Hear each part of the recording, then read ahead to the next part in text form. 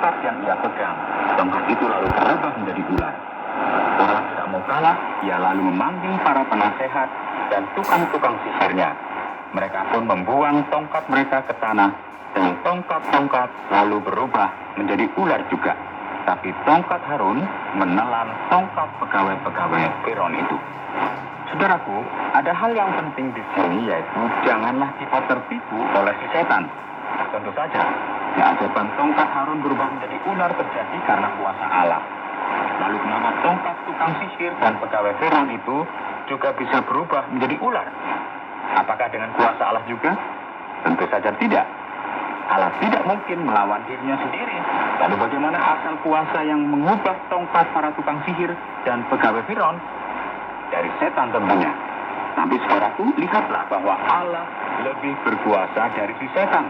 Karena tongkat Harun menelan tongkat-tongkat yang lain. Jadi, sekali lagi janganlah kita sampai tertipu oleh si setan. Setan memang mempunyai kuasa, tapi setan bukanlah yang maha kuasa.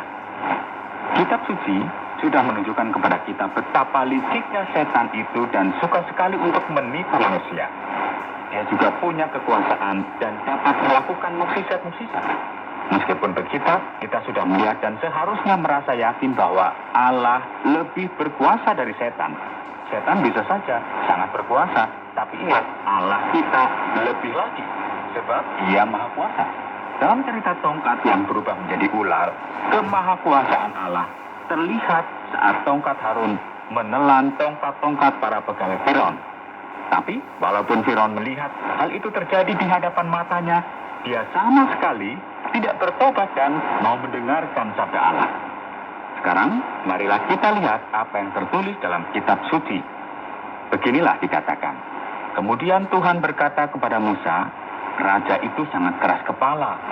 Ia tidak mau mengizinkan bangsa Israel pergi.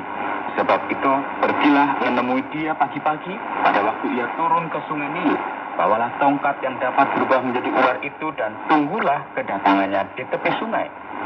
Katakanlah kepada raja itu, Tuhan, Allah orang Ibrani, mengutus saya untuk menyampaikan kepada tuanku supaya mengizinkan umatnya pergi untuk beribadat kepadanya di padang gurun. Tetapi sampai sekarang tuanku tidak mau mendengarkan. Sebab itu Tuhan berkata begini, dari apa yang kau katakan nanti, engkau akan tahu bahwa akulah Tuhan. Dengan tongkat ini saya akan memukul permukaan air sungai dan airnya akan berubah menjadi darah. Musa dan Harun melakukan apa yang diperintahkan Tuhan di depan raja dan para pegawainya. Harun mengangkat tongkatnya dan memukul air sungai Nil. Maka airnya berubah menjadi darah. Ikan-ikan di dalam sungai itu mati dan baunya busuk sekali, sehingga orang Mesir tidak bisa minum air itu. Di seluruh tanah Mesir ada darah. Tetapi para ahli sihir Mesir berbuat begitu juga dengan ilmu gaib mereka, sehingga raja tetap keras kepala. Seperti yang sudah dikatakan Tuhan, raja tidak mau mendengarkan Musa dan Harun. Malahan ia pulang ke istana tanpa mempedulikan kejadian itu sedikit pun. Semua orang Mesir menggali lubang di sepanjang tepi sungai untuk mencari air minum, karena air sungai itu tidak bisa diminum. 7 hari lewat sesudah Tuhan mengutuk sungai Nil, lalu Tuhan berkata kepada Musa, pergilah menghadap raja dan sampaikan kepadanya pesanku ini. Izinkan umatku pergi untuk beribadat kepadaku. Jika engkau menolak, negeri ini akan kupenuhi dengan katak sebagai hukuman. Sungai Nil akan penuh dengan katak, sehingga binatang-binatang itu keluar dari air dan masuk ke dalam istanamu, ke dalam kamar tidur dan tempat tidurmu, ke dalam rumah-rumah para pejabat dan raja, bahkan ke dalam tempat pembakaran roti dan panci-panci. Tapi Firaun tidak mau mendengar perintah Musa.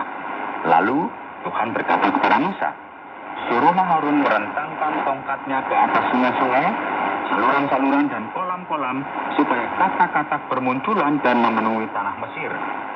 Maka Harun mengancungkan tongkatnya ke atas semua air, lalu muncullah katak-katak memenuhi seluruh negeri. Tetapi para tukang sihir memakai ilmu gaib mereka dan juga membuat katak-katak bermunculan di negeri itu.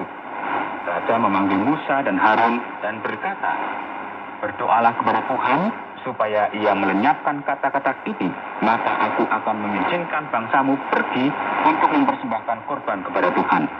Kemudian Musa berdoa pada Tuhan supaya melenyapkan katak-katak yang didatangkannya atas raja.